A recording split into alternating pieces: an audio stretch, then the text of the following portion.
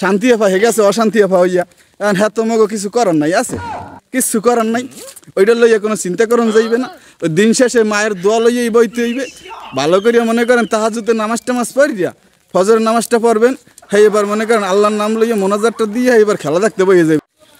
কি অবস্থা দাদেরা, আছেন ভালো? মই আল্লাহর রহমতে দাদেরা ভালোই আছি। দাদেরা শুভকামনা রইল মগো প্রিয় টিম। মায়ের দোয়া কন, বউর দোয়া কন, যে দোয়ারই কন। মায়ের দোয়ার টিম কিন্তু এখন ভালো করতে আছে।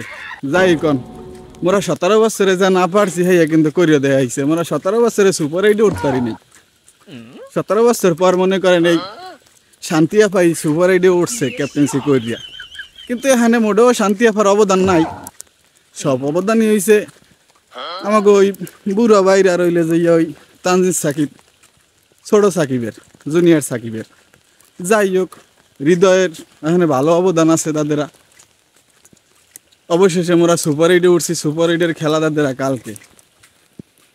যাই কোন দাদেরা, এই যে বৃষ্টি হইতে আছে, বৃষ্টির মধ্যে বউলে হতে থাকলে হইবে না। সকালবেলা কিন্তু 6:30 মনে করেন বাংলাদেশের খেলা আছে মগো প্রিয় টিম। যাই যা কই দিন শেষে বাংলাদেশ টিমই কিন্তু মগো টিম, ঠিক আছে? ওই বিদেশের চিন্তা করে লাভ নাই। যত গালাগালি করি যত কিছু করি দিন শেষে মগো এই বাংলাদেশই মগো। এইটাই মাতৃভূমি, এইটাই সব, ঠিক আছে? স্বাস্থ্য ভাই হে মনে করেন ব্রাজিলের সাপোর্টার করা খারাপ না। ব্রাজিলের খেলা কিন্তু আমিও দেখি, কিন্তু আমার ফেভারিট টিম আর্জেন্টিনা। মানুষের একটা ইমোশন থাকে না, এইটাই আমার ইমোশন। এটা খারাপের কিছু না। ব্রাজিলও ভালো খেলে, ব্রাজিলের লেগে আমি দোয়া করি। বাবা টেনশন করিস না।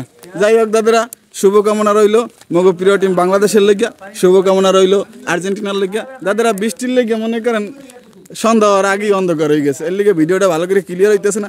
আর দাদেরা আপনাকে দ্বারা একটাই রিকোয়েস্ট, দাদেরা তো মনে করেন বৃষ্টি পাইলে মনে করেন সঙ্গী ছাড়তে চান না।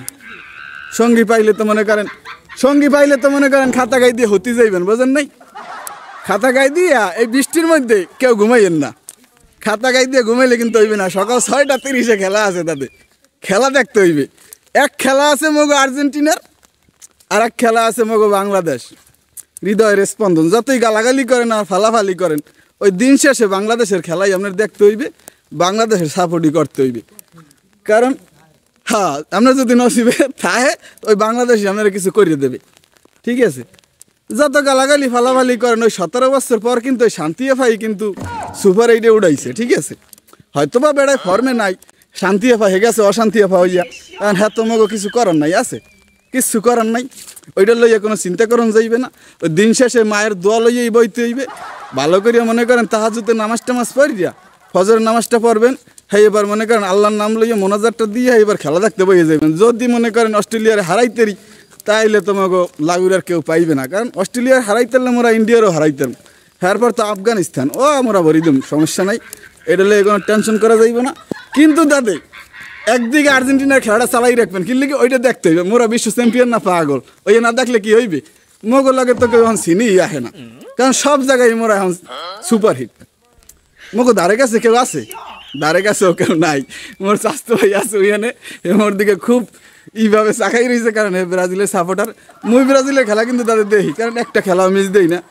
আমার হেটার্স না, যেহেতু আমি সাপোর্ট করি না, এটা আবার মানে শরমের কিছু নাই, এর লেগে আমি বলে দিছি, ঠিক আছে? কিন্তু স্বাস্থ্য ভাই খুবই ভালো একটা ফ্যান ওই জয় বই রয়েছে। যাই হোক ব্রাজিলের লেগে শুভকামনা থাকলো, হ্যাঁ ঠিক আছে? এটা কইছি কিন্তু স্বাস্থ্য ভাইয়ের লেগে। যাই হোক দাদারা, আল্লাহ হাফেজ।